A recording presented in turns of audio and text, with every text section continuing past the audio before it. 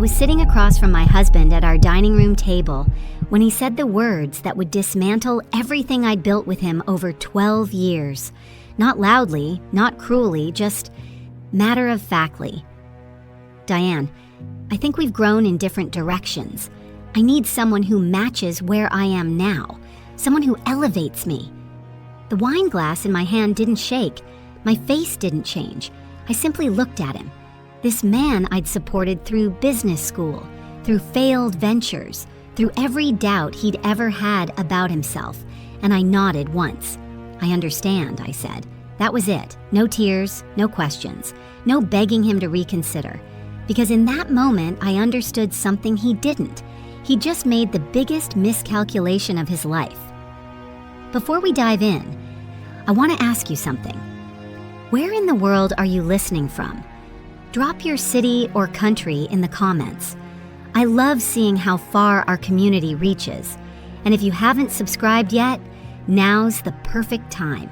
Your support truly helps this community grow. Thank you for being here. My name is Diane Mitchell. I'm 41 years old and I'm a certified public accountant specializing in nonprofit financial restructuring.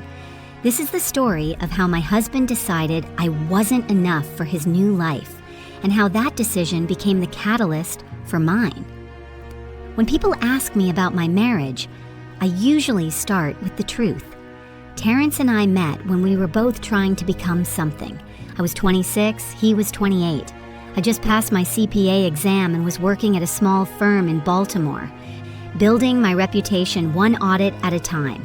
Terrence was finishing his MBA at Morgan State, brilliant and ambitious, but directionless in that way some men are when they have potential, but no clear path. We met at a professional networking event.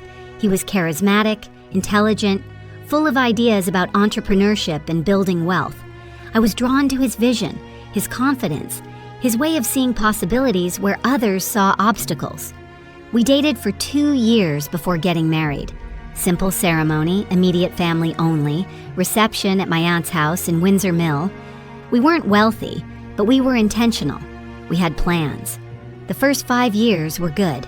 I worked steadily, climbing from senior accountant to supervisor to eventually making partner at a boutique firm specializing in nonprofit compliance. Terrence launched 3 different business ventures: a consulting firm, a marketing agency, a real estate investment group. None of them quite took off the way he wanted, but I supported each one financially and emotionally. I paid most of our bills those years. I didn't mind. Marriage is partnership, and I believed in him. Terrence was working on what he called building the foundation. I was stabilizing our life while he experimented. That's what I told myself, and I meant it genuinely. I wasn't keeping score. By year 7, something shifted. One of his ventures, the marketing agency, finally gained traction. He landed a major contract with a national retail chain, then another with a regional hospital network. Suddenly money was coming in. Real money.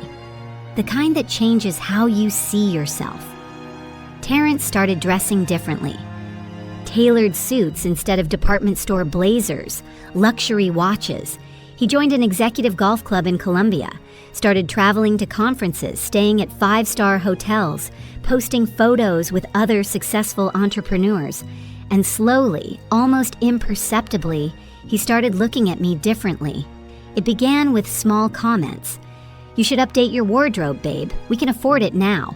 Or, "Maybe think about personal branding. Everyone who's anyone has a presence online." I'd respond mildly. "I'm fine with how I dress. My clients care about my work, not my Instagram." He'd laugh, but there was something underneath it, something that felt like disappointment. Then came the events. Terrence started attending galas, fundraisers, industry dinners. At first, he'd invite me. I'd go, make polite conversation, then slip away early because I had morning meetings. I'm not a social performer. I don't sparkle at parties. I don't work a room. Terrence does, and he loved it. After a while, he stopped inviting me. "It's boring for you anyway," he'd say. "Just a bunch of networking. I'll be home late." I didn't argue. I had my own work, my own clients, my own purpose. But I noticed the shift. I noticed how he stopped introducing me as Diane, my wife. She's a CPA and partner at her firm, and started saying, "This is Diane, my wife." Just those two words, my wife, as if that's all I was. What I didn't talk about then, what I couldn't articulate even to myself, was how invisibility creeps in through the ordinary moments, not through grand gestures or dramatic confrontations, but through breakfast routines and weekend errands and the 1,000 small interactions that make up a shared life. On Tuesday mornings, I'd wake at 5:30. Terrence slept until 7. I'd shower quietly, dress in the walk-in closet with the door half closed so the light wouldn't disturb him. Downstairs, I'd make coffee. A full pot, though I only drank 1 cup. The rest was for him. I'd set out his travel mug on the counter. Check that his favorite creamer was stocked in the refrigerator. Leave a note if I'd be home late, though he rarely read them. By 6:15, I was out the door. Terrence would wake to a house that functioned seamlessly. Coffee ready, bills paid automatically, groceries replenished, dry cleaning picked up and hung in his closet. He never asked how these things happened, they just did. I was the invisible machinery that kept our life running smoothly. On Saturdays, I'd grocery shop while Terrence golfed. I'd return home with bags of food, unpack everything, prep meals for the week, chicken marinating for Monday, vegetables chopped for Tuesday's stir-fry, pasta sauce simmering on the stove for Wednesday. Terrence would come home around 4, shower, ask what was for dinner. Not "how was your day" or "need help with anything?" Just, "What's for dinner?" I'd tell him. He'd nod, disappear into his office to check emails. We'd eat around 7, sometimes in silence, sometimes with him talking about golf, about a deal he was working on, about someone he'd met who was really going places. I'd listen, ask appropriate questions, clear the table while he moved to the living room to watch a game or return calls. By 9, I'd be in bed reading financial journals. Terrence would come up around 11, get ready for bed, climb in without asking what I was reading. We'd say goodnight, the lights would go off, and I'd lie there in the dark wondering when I'd become a service provider in my own marriage. Sunday mornings were the worst, not because anything dramatic happened, but because nothing did. Terrence would sleep late. I'd wake at my usual time, unable to break the rhythm my body had learned. I'd make coffee, sit in the breakfast nook with my laptop, work through emails and client updates. Around 10, he'd shuffle downstairs in sweatpants, pour coffee, sit across from me scrolling through his phone. We'd exist in the same space for hours without really speaking. "You want lunch?" I'd ask eventually. "Sure." "Whatever you're making." I'd make sandwiches, we'd eat. He'd return to his phone. By 2 or 3, he'd have plans, meeting a friend, checking out a new gym, running to the office for something he'd forgotten. I'd stay home, work more, do laundry, meal prep. The house was always clean, the refrigerator always stocked, his favorite snacks always available. And he never once asked how I managed it all while working 60-hour weeks, because to ask would require noticing, and he'd stopped noticing me months ago. There was an evening in October. I remember because the leaves were just starting to turn, when I realized how completely I'd disappeared from his awareness. I'd been in Detroit all week for a client site visit, grueling meetings, hostile board members, a financial mess that required 16-hour days to even begin untangling. I'd flown home Friday night, exhausted to my bones, wanting nothing more than a quiet evening. Terrence was in the kitchen when I walked in, reheating leftover Chinese food. "Hey," he said without looking up. "There's more in the fridge if you want some." "Thanks." I set down my bag, kicked off my heels. "How was your week?" He asked it while stabbing buttons on the microwave, still not looking at me. "Long." "Yeah, same." That was it. That was the extent of his curiosity about where I'd been, what I'd been doing, how I was feeling. I went upstairs, changed into comfortable clothes, came back down to find him eating on the couch, watching a basketball game. I heated my own food, ate standing at the kitchen counter because I didn't have the energy to join him and pretend we were spending time together. When I finished, I rinsed my plate, put it in the dishwasher, and went to bed at 8:30. Terrence never came up to check on me. The next morning, he asked if I'd pick up his prescription from the pharmacy while I was out. Not, "Are you feeling better?" or "You went to bed early, everything okay?" Just, "Can you pick up my prescription?" I picked it up, because that's what I did. I managed the invisible labor that kept his life running smoothly while he pursued visibility. One evening, about 18 months before everything fell apart, we attended a dinner party at the home of one of Terrence's new business associates, a sprawling estate in Potomac, the kind of place where even the driveway feels like an accusation of inadequacy. I wore a simple black dress, pearls, low heels, classic, appropriate, not flashy. Terrence introduced me to several couples, entrepreneurs, investors, executives. Their wives were polished in that specific way wealth allows. Professionally styled hair, designer everything, conversations peppered with references to European vacations and charity boards. I held my own, I always do, but I wasn't performing. Later that night on the drive home, Terrence was quiet. Finally, he said, "You could have engaged more tonight." "I engaged," I replied calmly. "I spoke with everyone you introduced me to." "You know what I mean? You could have been more visible, more dynamic." I turned to look at him, his profile illuminated by passing streetlights. "I'm not dynamic enough for you?" "That's not what I said." "Then what are you saying, Terrence?" He exhaled sharply. "Nothing, forget it." But it wasn't nothing.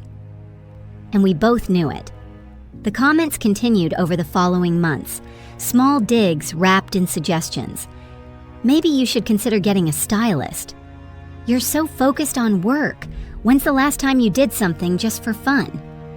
I feel like we don't connect anymore. You're always in your head." I started noticing patterns. When we were alone, Terrence was distant, distracted. When we were out together, he seemed embarrassed by my lack of performance. I wasn't witty enough, charming enough, impressive enough. I wasn't reflecting the image he wanted to project. One Saturday afternoon, I was in my home office reviewing quarterly reports for a major client, a children's hospital network restructuring their endowment fund. Terrence walked in, dressed for golf. "You working again?" he asked, not hiding his irritation. "I have a presentation Monday," I said without looking up. "You're always working. So are you. It's different." I set down my pen and looked at him directly.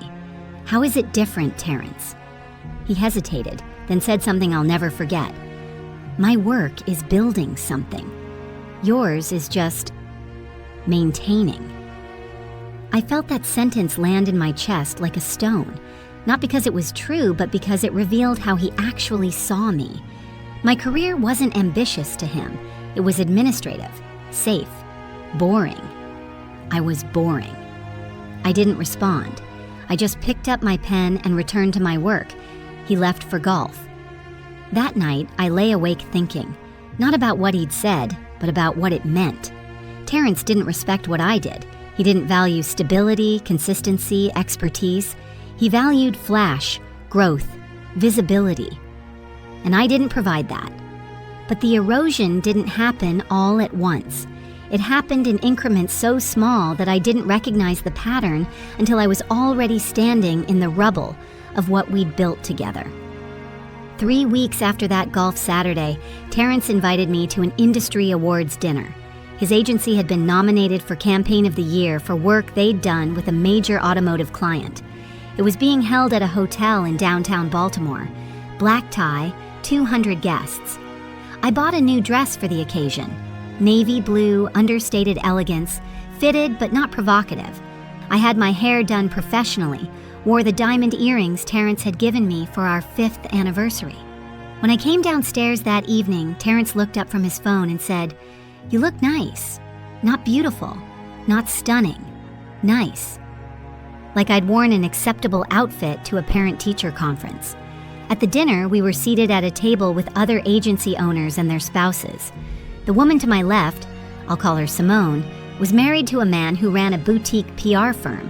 She was an interior designer, recently featured in a local magazine for redesigning a historic brownstone in Mount Vernon.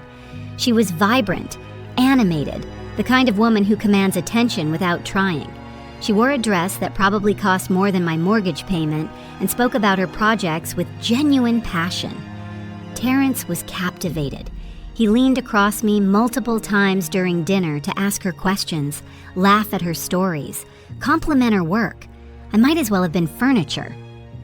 At one point, Simone turned to me politely and asked, "And what do you do?" "Diane." Before I could answer, Terrence said, "Diane's an accountant. She works with nonprofits." Not, "Diane's a partner at one of the best compliance firms in the state." Not, "She specializes in complex financial restructuring." Just, "accountant, nonprofits," as if that explained everything anyone needed to know about me. Simone smiled kindly. "That must be rewarding work." "It is," I said simply, and that was it.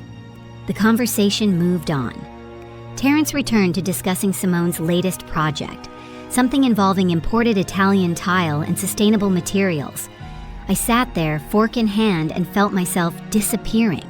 Not dramatically, not visibly, just quietly erasing, inch by inch. When Terrence's agency won the award that night, he went to the stage to accept it. He gave a gracious speech, thanked his team, acknowledged his clients. He didn't mention me, not once. On the drive home, I waited to see if he'd bring it up.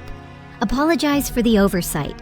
Acknowledged that maybe he should have thanked the woman who'd kept the lights on while he built this company. He didn't. He talked about the award, about the networking opportunities, about potential new clients he'd connected with. I listened in silence. When we got home, I went straight to our bedroom and changed out of my dress. I hung it carefully in the closet, removed my jewelry, washed my face.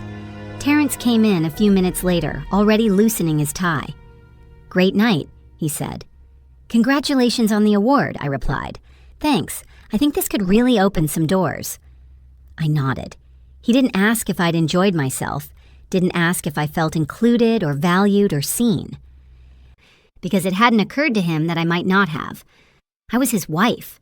I was supposed to be there. That was enough. I turned off my bedside lamp and lay in the dark, listening to Terrence move through his nighttime routine in the bathroom, brushing teeth, washing face, the familiar sounds of someone comfortable in their space, and I realized something that made my chest feel hollow. I had become a supporting character in my own marriage. The incidents multiplied after that, each one individually small enough to dismiss, but cumulatively devastating.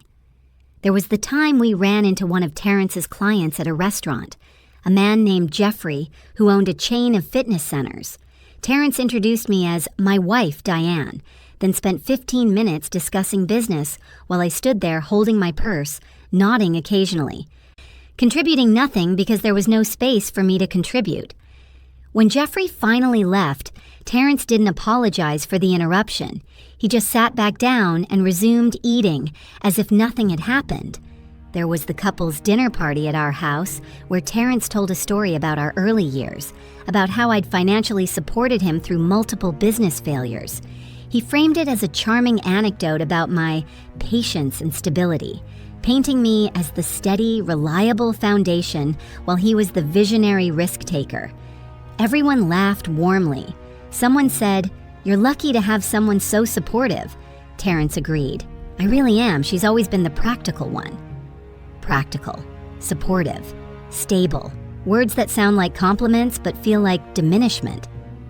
After everyone left that night, I cleaned up the kitchen alone while Terrence returned emails in his office. I stood at the sink washing wine glasses and thought about how he'd reduced 12 years of partnership to a narrative where I was the backdrop and he was the story.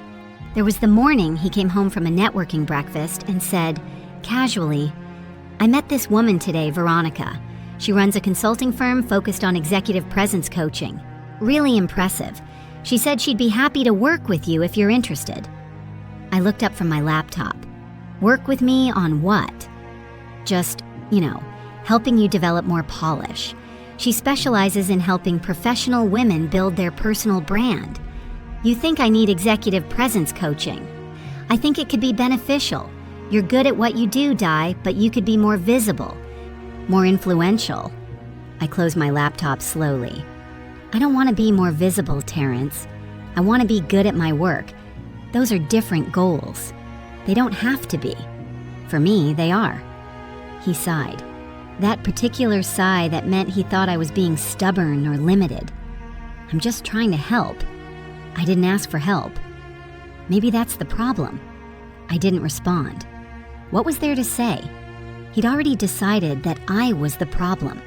That my lack of ambition for visibility, for performance, for becoming someone other than who I was, that was what was holding us back. Not us, him. I was holding him back.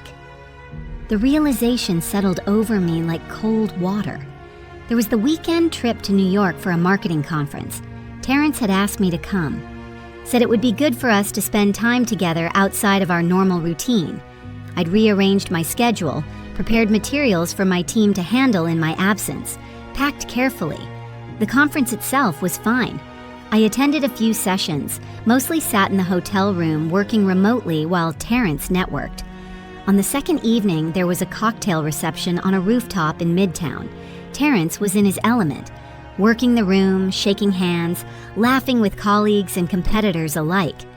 I stayed near the bar, nursing a glass of wine, watching him move through the crowd like he owned it. A woman approached him, tall, striking, wearing a red dress that probably violated several laws of physics. She was animated, touching his arm while she talked, leaning in close to be heard over the music. Terrence was smiling in that particular way he used to smile at me, engaged, present, interested. I watched them for maybe 10 minutes. At one point, he glanced over and saw me watching. He gave me a little wave, then returned his attention to the woman in red. I set down my wine glass, took the elevator back to our room, and went to bed. Terrence came in around midnight smelling like expensive whiskey and someone else's perfume. "You left early," he said, slightly slurred. I was tired. "You could have told me." "You were busy." He kicked off his shoes, stumbled slightly. "Her name's Alexandria. She runs a digital strategy firm in Chicago. Super smart. We're talking about a potential partnership." "That's good. She asked about you. I said you were around somewhere." Around somewhere. Like I was an accessory he'd misplaced. He fell asleep within minutes, snoring softly. I lay awake until dawn, watching light creep across the ceiling, and felt something inside me go very, very quiet. When we returned to Baltimore, I made a decision. I stopped trying to be what Terrence wanted. Not dramatically, not visibly. I just stopped. I stopped updating my wardrobe beyond what was professionally appropriate. I stopped attending his networking events unless explicitly necessary. I stopped asking about his day, his clients, his ambitions. I stopped trying to bridge the distance between us. Because the distance wasn't accidental, it was intentional. He'd created it, maintained it, widened it every time he reduced me to a footnote in his narrative. Terrence didn't notice immediately, or if he did, he didn't comment. Our conversations became transactional. Who was handling dinner? What bills needed paying? Whether his dry cleaning had been picked up. We lived in the same house, slept in the same bed, occupied the same space. But we weren't together. We were just two people existing in parallel. One evening, about 2 months before he asked for the divorce, I came home late from a client meeting in Annapolis. It was nearly 9 o'clock. I was exhausted, hungry, mentally drained from 8 hours of negotiating budget revisions with a hostile board of directors. Terrence was in the kitchen, reheating takeout. "There's Chinese if you want some," he said without looking up. "Thanks."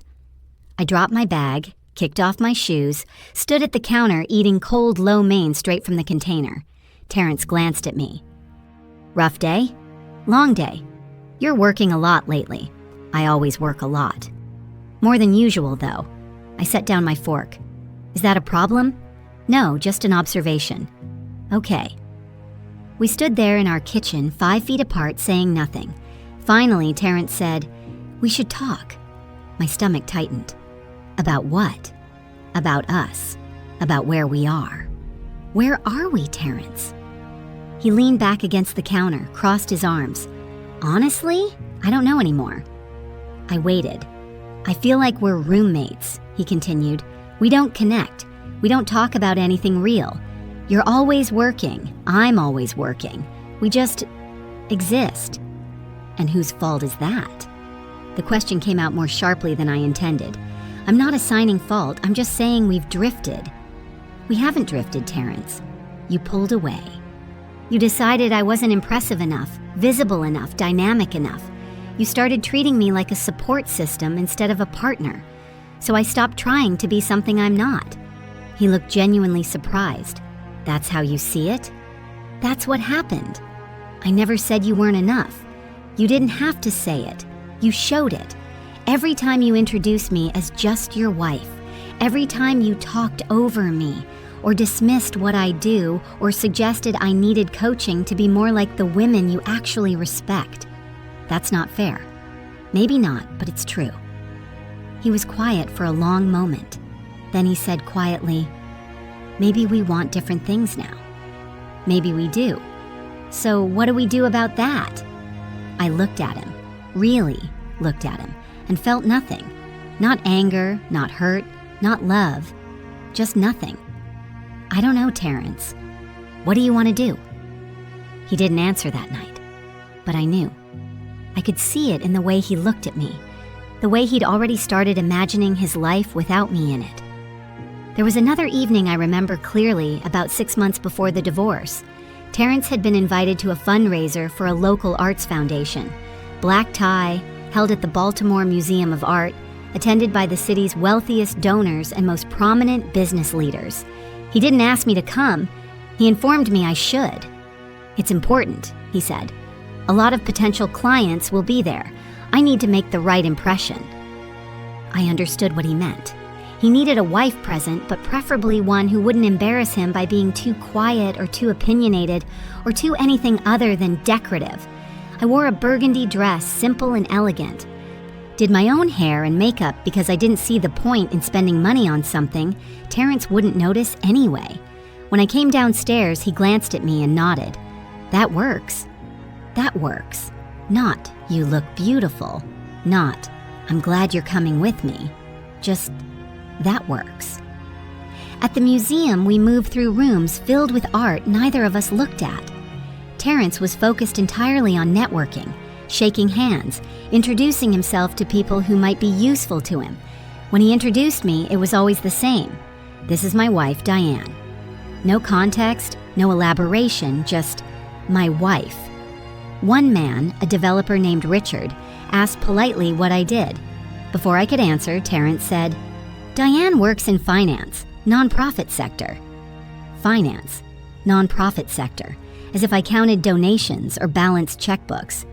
Richard nodded politely and changed the subject back to something Terrence wanted to discuss. I stood there holding a glass of wine I wasn't drinking, feeling like an accessory he'd brought to complete an outfit. Around 9 o'clock, I told Terrence I had a headache and was going to call a car. Already? He looked annoyed. We haven't even had dinner. I'm not feeling well. Can't you tough it out another hour? I looked at him, really looked at him. At this man who was irritated that I wouldn't perform being healthy so he could continue performing being important. No, I said quietly. I can't. I left without waiting for his response. In the car on the way home, I sat in the back seat watching the city pass by and realized something I'd been avoiding for months. I didn't want to be in that marriage anymore. Not because Terrence was cruel or unfaithful or abusive, but because I'd become a prop in his performance of success, and I was tired of being unseen. The final breaking point came 2 weeks later, on that Thursday evening in late March, when he came home from Atlanta and told me we'd grown in different directions. But by then, I'd already started growing in a direction he couldn't see. 6 months before Terrence asked for the divorce, I'd been approached by a former client, Dr. Ramona Chen, the executive director of a national nonprofit coalition focused on healthcare access in underserved communities. Their organization was in crisis. Years of mismanagement had created a financial structure so convoluted that even their own board couldn't track where money was going. They needed a complete organizational audit and restructure. Not just accounting cleanup, strategic repositioning of their entire financial operation. It was massive, complex, politically sensitive, high profile.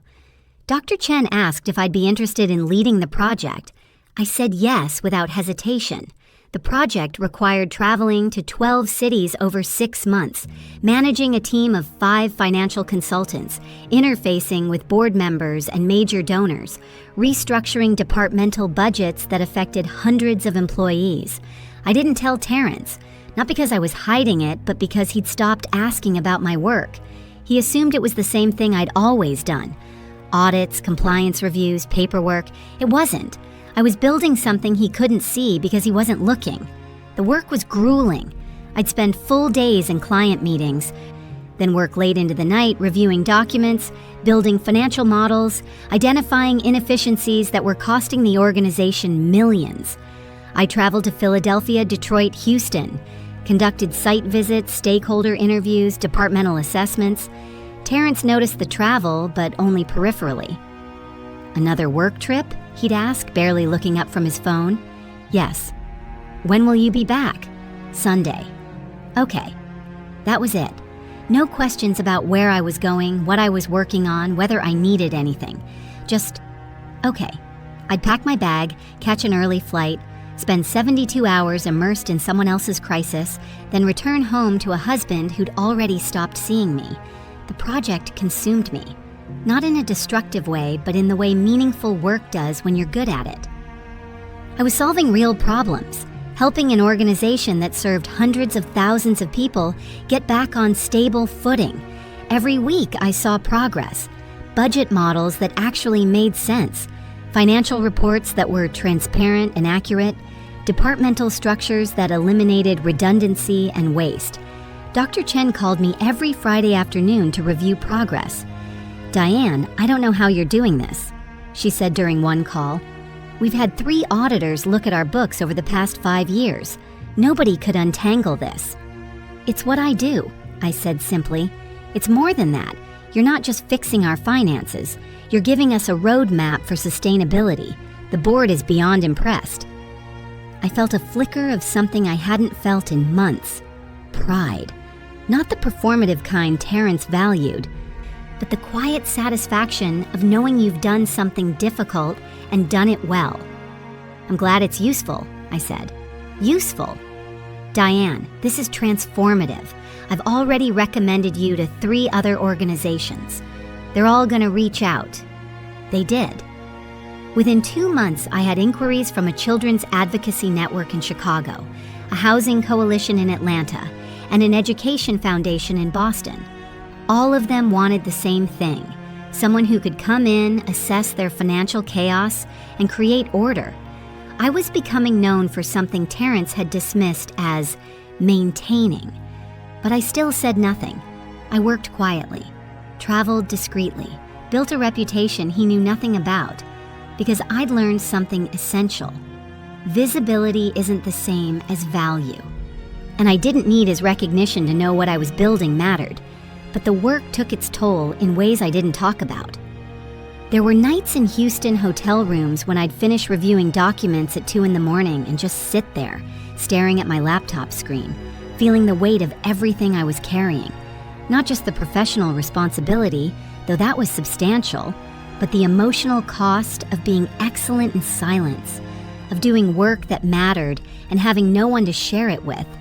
I think about calling my sister, telling her about the breakthrough I'd made in restructuring a particularly complex departmental budget. But it was too late, and by morning the moment would have passed. I'd think about mentioning it to Terrence when I got home, but I already knew what would happen. He'd nod distractedly, say, "That's great," and return to his phone. So I stopped thinking about sharing. I just did the work. There were mornings when I'd wake up in whatever city I was visiting and have to check my phone to remember where I was. Philadelphia? Detroit? The hotel rooms all looked the same after a while. I'd shower, dress, pack my materials, and head to another conference room full of skeptical board members who'd been promised solutions before and were tired of consultants who couldn't deliver. I delivered. Every time. But the satisfaction was private, solitary. I was building something significant, and I was doing it completely alone. One evening in Atlanta, after a particularly difficult meeting where I'd had to defend every recommendation against a board member who seemed to think antagonism was the same as diligence, I sat in my hotel room eating room service and thought about what I was doing. Not the work itself. I believed in the work, but the choice to keep it hidden, to let Terrence continue believing I was just maintaining. Part of me wanted to tell him, to say, "Look what I'm doing. Look what I'm building. See me." But a larger part understood that if I had to ask him to see me, then being seen by him wouldn't mean anything. So I ate my overpriced hotel burger, reviewed tomorrow's presentation materials, and went to bed. The work continued. City after city, meeting after meeting, problem after problem, solved. And through it all, I carried the strange loneliness of doing something you're proud of in complete isolation. By the time Terrence asked for the divorce, I'd completed the Healthcare Coalition project. Dr. Amy Chen's board was so impressed they'd asked me to join as a financial advisor, a position that came with a stipend and significant influence over how the organization allocated resources. I'd also accepted 2 of the 3 consulting contracts that had come through referrals. My professional life was expanding in ways I'd never imagined, but Terrence had no idea. He thought I was still the same woman he'd married, steady, practical, limited. He had no idea I'd already outgrown him.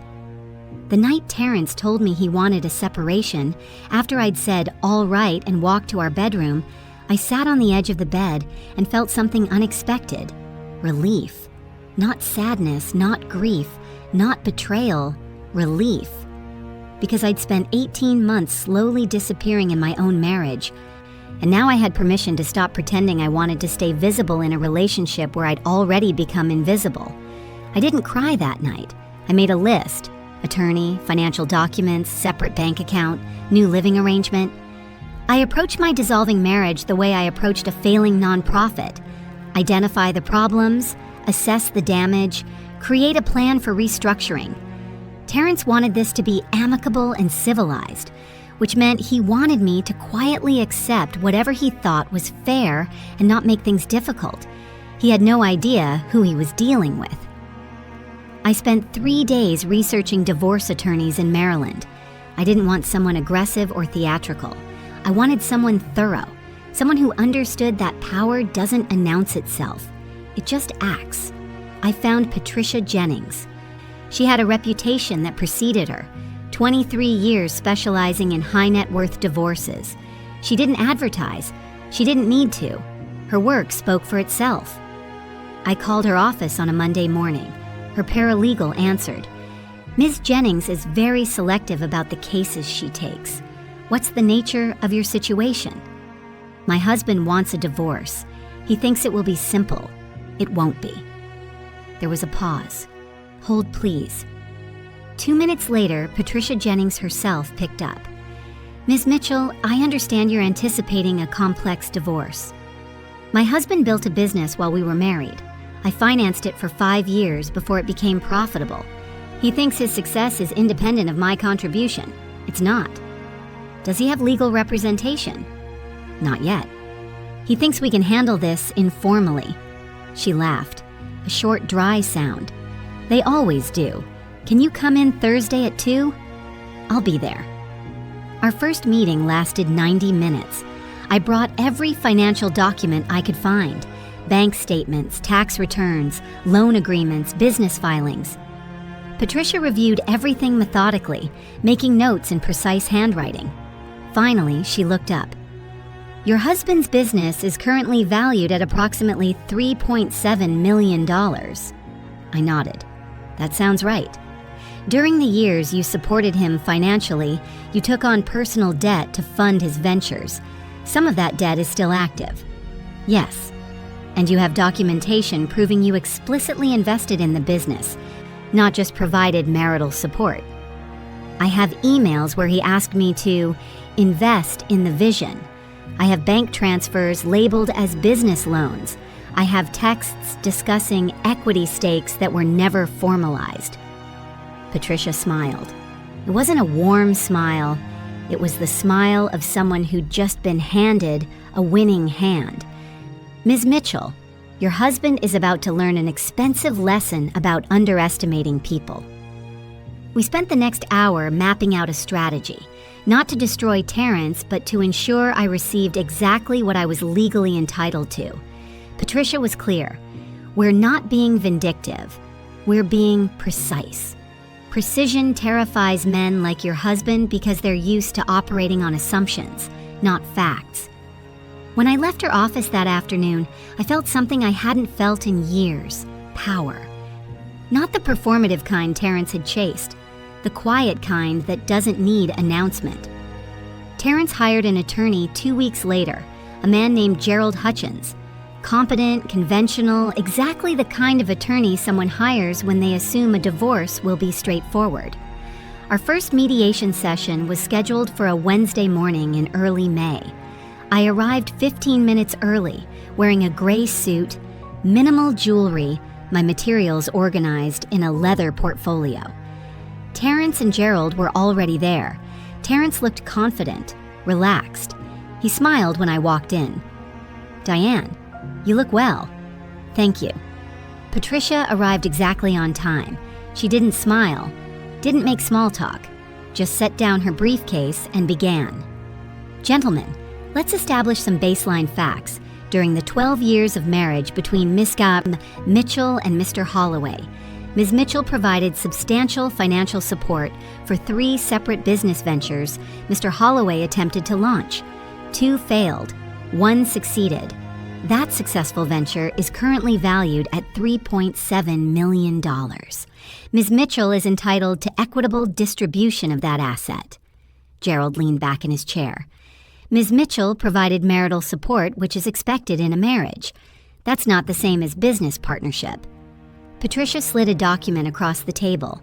"This is an email from Mr. Holloway to Ms. Mitchell dated March 17th, 2018. In it, he explicitly asks her to invest in the vision and promises her equity stake once the business is profitable. Would you like me to read the entire email aloud, or would you prefer to review it privately?" Terrence's expression shifted. Not dramatically, but I saw it. A flicker of concern. Gerald picked up the document, scanned it, set it down. "One email doesn't establish a formal business partnership." "You're correct, which is why we have 17 more." Patricia slid a stack of documents across the table.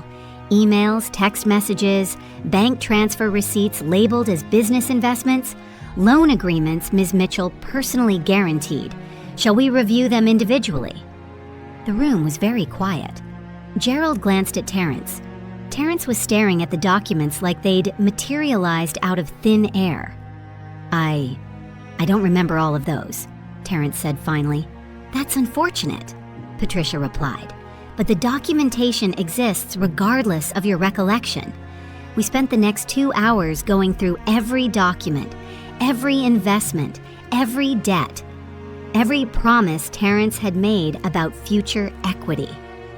By the time we broke for lunch, Terrence looked like someone who'd just realized he'd walked into a trap he'd built himself. Gerald requested a private consultation with his client. Patricia and I went to a coffee shop across the street. She ordered an espresso, black. "He's going to try to settle." "You think so?" "He doesn't have a choice. If this goes to court, the judge will see a pattern of financial dependence followed by sudden exclusion once the business became profitable. That narrative doesn't favor him." "What do you think we can get?" 40 to 45% equity stake. The house, structured settlement for immediate cash needs, possibly ongoing royalties if the business continues to grow. I sip my coffee. "And if he refuses? Then we go to trial. And he pays for 2 years of litigation on top of whatever the judge awards you. He's a businessman. He'll run the numbers and realize settlement is cheaper. She was right. We returned to the mediation room an hour later. Gerald looked resigned. Terrence looked furious, but controlled. "We'd like to propose a settlement," Gerald began. Patricia opened her notebook. "I'm listening." 25% equity stake, the house, and a cash settlement of $200,000. Patricia didn't even pause. 42% equity, the house, and $375,000 cash. That's more than half his company. No, it's 42%, which is less than half, and it accurately reflects Ms. Mitchell's contribution during the years the business was being built. Terrence spoke for the first time. "This is insane. You're trying to take everything I've built." I looked at him directly. "I'm taking what I'm entitled to, Terrence. Nothing more." "You didn't build this business." "I did. You built it with my money, my credit, my willingness to carry us financially while you experimented. That contribution has value, and you're going to compensate me for it." "This is revenge." "No," I said quietly. "This is accounting." We went back and forth for another 90 minutes. Patricia was immovable, calm, precise, relentless. Finally, Terrence said, "Fine, 42%. The house, $300,000 cash, but I want this done quickly." "We'll finalize paperwork within 30 days, Patricia agreed. We shook hands formally. Terrence wouldn't look at me. As we left the building, Patricia said, "You did well in there. I didn't do anything." "Exactly. You didn't apologize, didn't justify, didn't shrink. That's why we won." The divorce was finalized on a Tuesday in November. We met in Patricia's office to sign final documents. Terrence arrived with Gerald. He looked tired, older, like the past 7 months had cost him more than money. We signed in silence. Notary witnessed, documents filed. Patricia handed me my copies. "Congratulations, Ms. Mitchell. You're officially unmarried." I stood, shook her hand. "Thank you for everything." She smiled. "It was my pleasure. Men like him need to learn that underestimating someone doesn't make them less capable. It just makes him less observant." Terrence and I walked out of the building together, heading toward the parking garage. "I hope you're happy," he said finally. "I'm not unhappy. You took everything." "I took what I earned." We reached my car. I unlocked it, set my briefcase in the passenger seat. Terrence was still standing there. "What?" I asked. "I thought you'd fight harder, try to prove something." "I had nothing to prove, Terrence. The documents proved it for me. I never meant for it to end like this." "How did you mean for it to end?" He had no answer. I got in my car and drove away. That should have been the end of it. Clean break, separate lives, move forward. But life doesn't arrange itself according to our preferences. For the first 3 months after the divorce, I was busy, traveling for consulting projects, restructuring my personal life, settling into the reality of being unmarried after 12 years. I moved out of the house in Ellicott City. Too big for one person, too many memories embedded in the walls. I found a condo in Federal Hill, 8th floor, floor-to-ceiling windows, view of the harbor, modern, minimal, mine alone. I bought new furniture, not because I needed to erase Terrence, but because I wanted space that reflected who I was now, not who I'd been. I threw myself into work. The consulting practice was growing faster than I'd anticipated. The Children's Advocacy Network in Chicago had hired me for a 6-month restructuring project. The Housing Coalition in Atlanta wanted me to conduct a full financial audit. I was traveling 3 weeks out of every month, living in hotels, working 16-hour days, eating takeout at midnight while reviewing balance sheets. It was exhausting. It was also exhilarating because I was building something entirely my own. No one to diminish it, no one to reduce it to maintaining. Just me, doing work that mattered, for organizations that valued precision over performance. Dr. Chen called me 4 months after the divorce. "Diane, I have a proposition for you." "I'm listening." The board wants to create a permanent advisory position focused on financial sustainability. It It would involve quarterly strategy sessions, ongoing oversight, participation in major funding decisions. Significant stipend, obviously. Are you interested? Absolutely. Excellent. I'll send over the details. Also, I got a call yesterday from the Robert Wood Johnson Foundation. They're restructuring their grant-making process and asked if I knew anyone who could consult on financial compliance frameworks.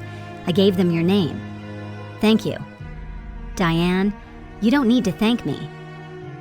Your work speaks for itself. I'm just making sure the right people hear it. That conversation was the first time I truly understood what I'd built.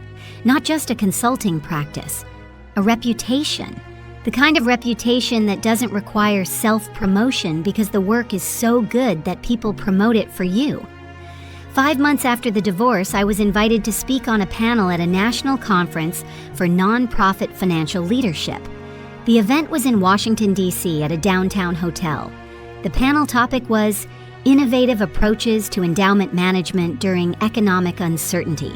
I was one of 4 speakers, alongside a CFO from the Gates Foundation, a professor from Georgetown, and the treasurer of a major medical research organization. The room held 300 people. I wore a charcoal suit, minimal jewelry, my hair pulled back in a low bun. Professional, precise, exactly who I was.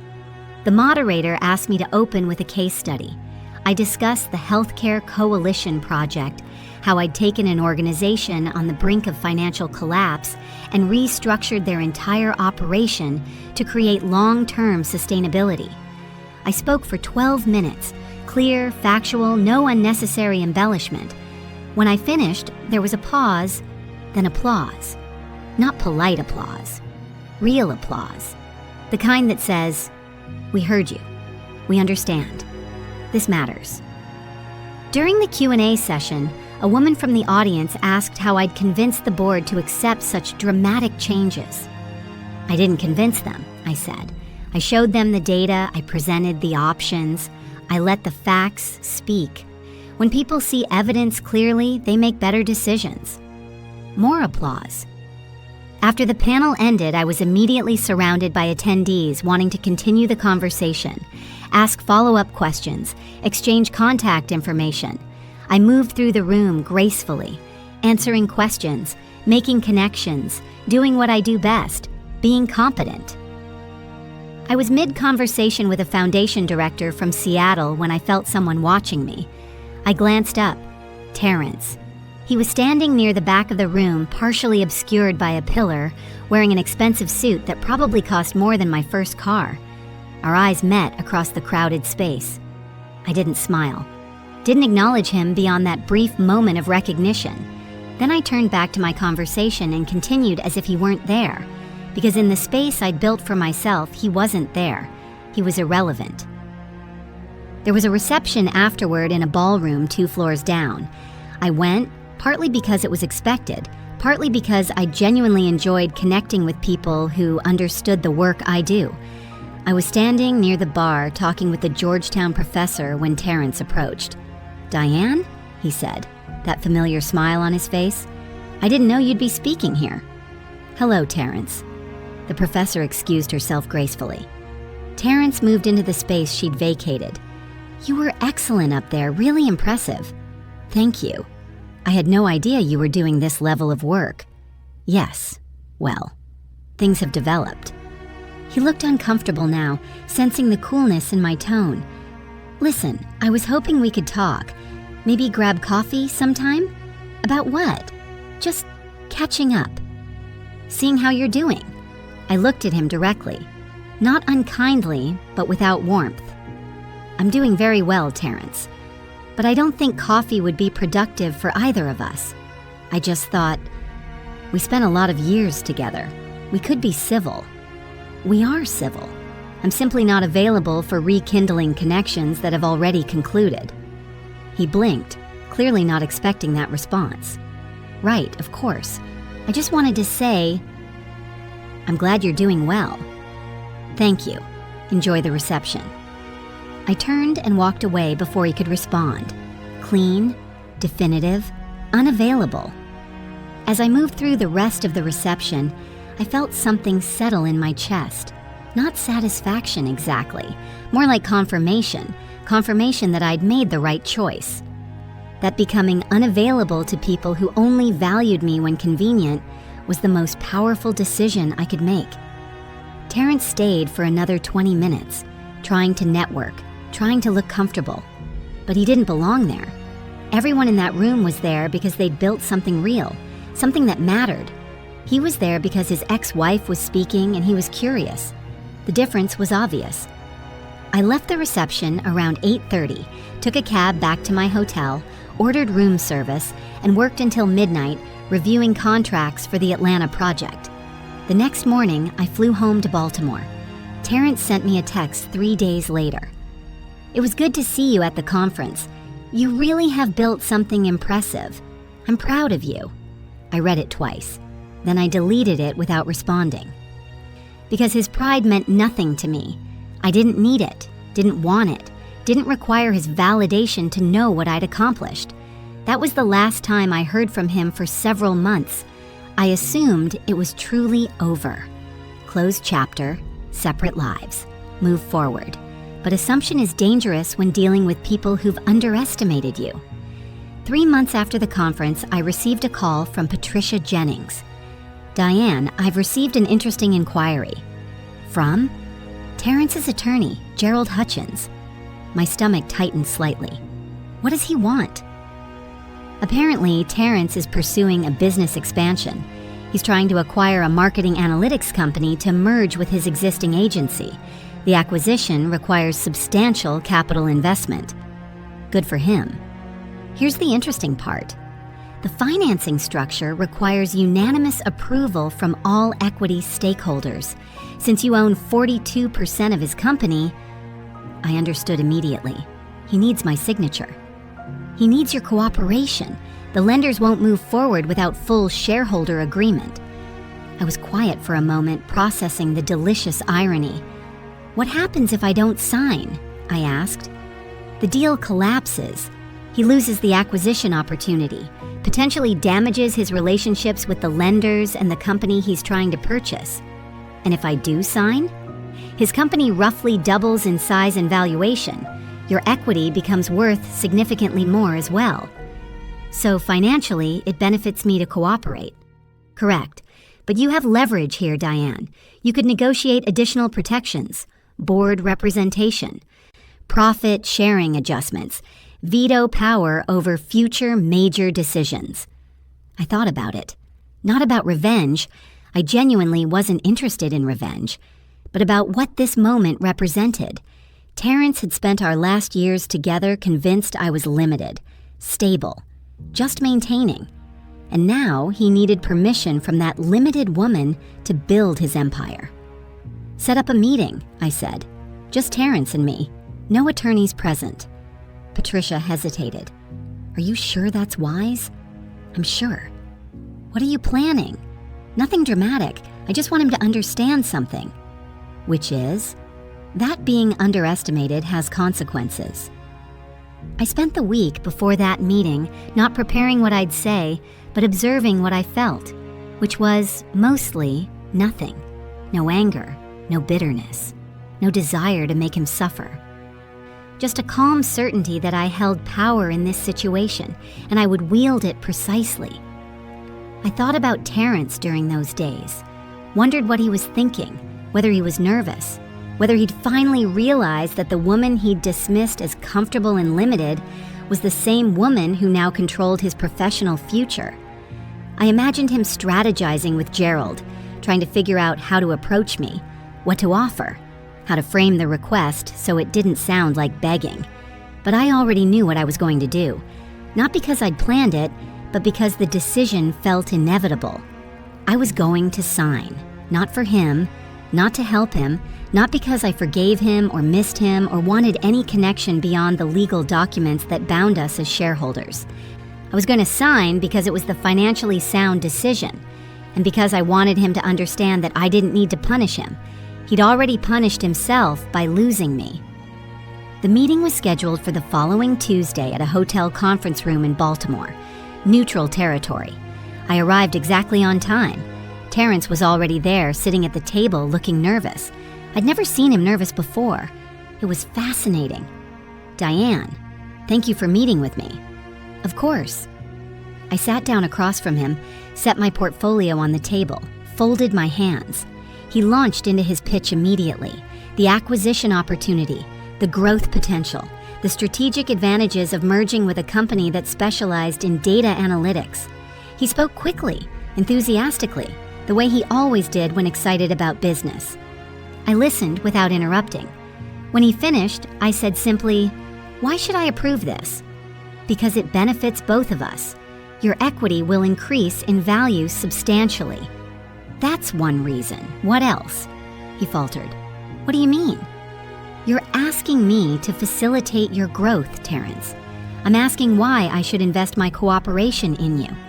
Because we're still technically partners, business partners. We're shareholders in the same company. That's not the same as partnership." He rubbed his face, frustrated. "What do you want, Diane? Just tell me what you want." I leaned back slightly, studying him. This man who'd told me I was just maintaining, who'd introduced me as just his wife, who'd looked at me like I was furniture in his success story. Now he needed me. Not my support, not my patience. Not my willingness to disappear quietly, my signature, my permission, my power. "I want you to understand something," I said quietly. "When you decided I wasn't enough for your new life, you made an assessment based on visibility, performance, social value. You assumed I was stagnant because I wasn't flashy. You assumed I was limited because I didn't operate the way you do." "I was wrong," he said quickly. "I can see that now. You've done incredible things." "I haven't done incredible things, Terrence. I've done what I've always done. The only thing that changed is that you're finally paying attention." He looked down at his hands. "I underestimated you." "Yes, you did. And that underestimation cost you a marriage and nearly cost you this business opportunity. So what now? You want me to apologize?" "I'm apologizing. I was short-sighted and arrogant, and I took you for granted." "I don't want your apology. I want you to understand that the woman you dismissed as comfortable and limited is the same woman whose signature you now need to build your empire. That's not irony. That's consequence." The room was very quiet. Terrence met my eyes. "Are you going to sign?" I held his gaze for a long moment, not to torture him, not to extract some petty satisfaction, just to make absolutely certain he understood. "Yes," I said finally, "I'll approve the acquisition, but not because you've apologized or because I want reconciliation. I'll approve it because it's financially sound and benefits my equity position. This is a business decision, not an emotional one."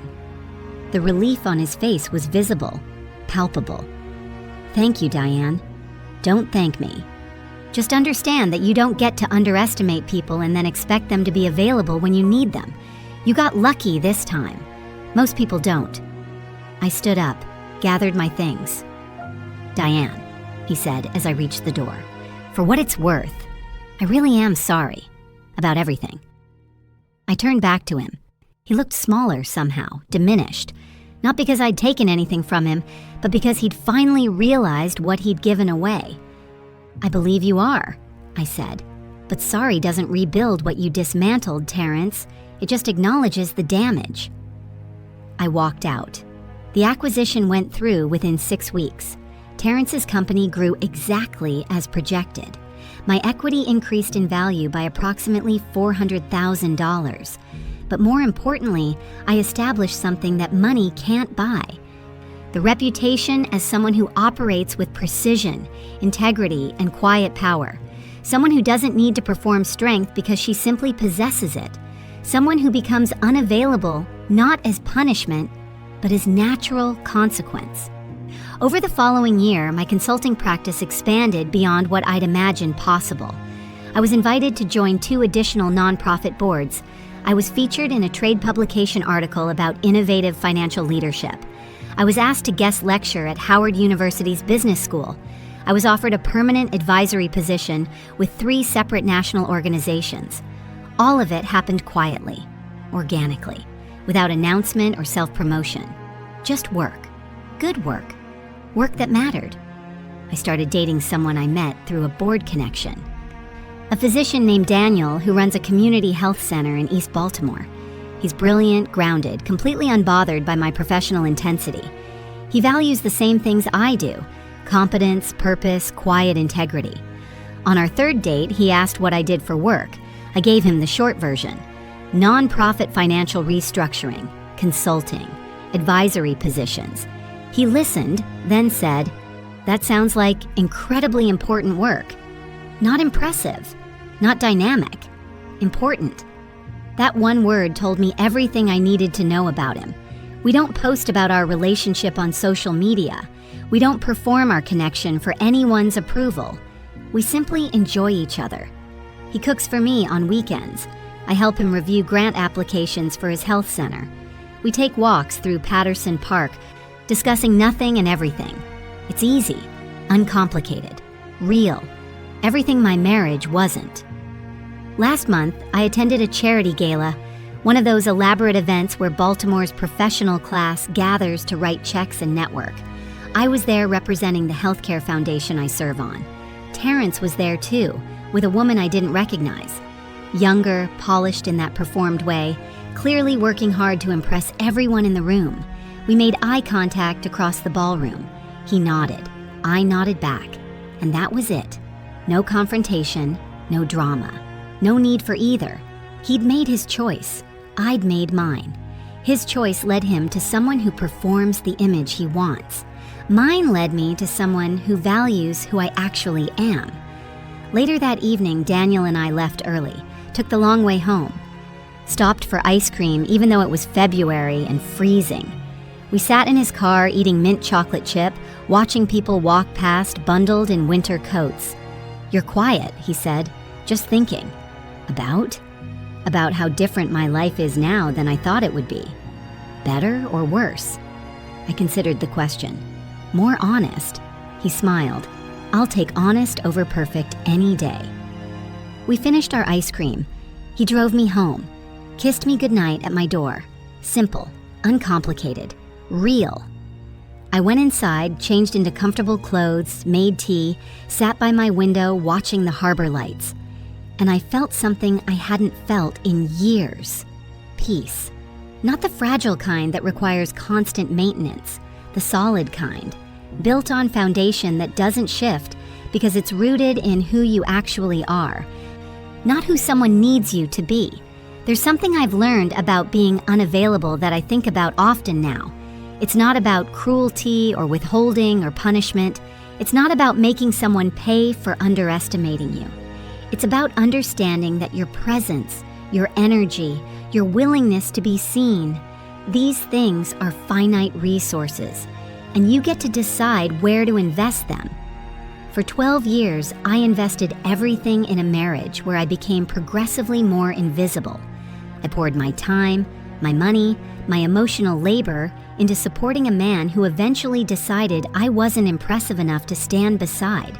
And when he made that decision, I made one too.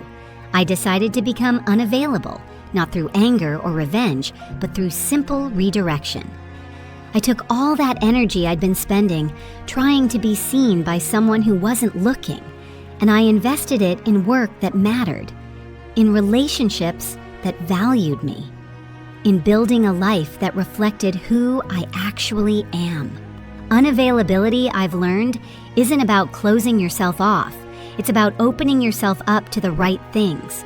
It's about understanding that some people only recognize your value when they can't access it anymore.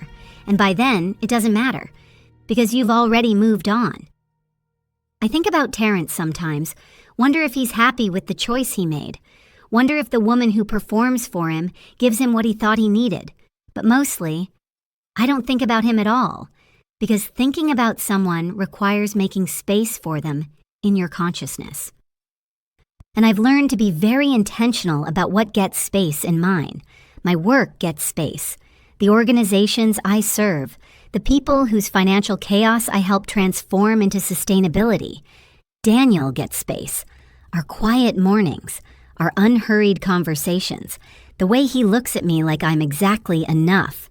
My sister gets space. My friends. The life I've built that belongs entirely to me. But Terrence? The man who decided I wasn't visible enough, dynamic enough, impressive enough, he doesn't get space anymore. Not because I'm angry with him, but because I'm unavailable for people who only valued me when I was convenient. And that unavailability, that quiet, dignified refusal to be accessible to people who've proven they don't deserve access, that's the most powerful thing I've ever claimed for myself. It's not revenge.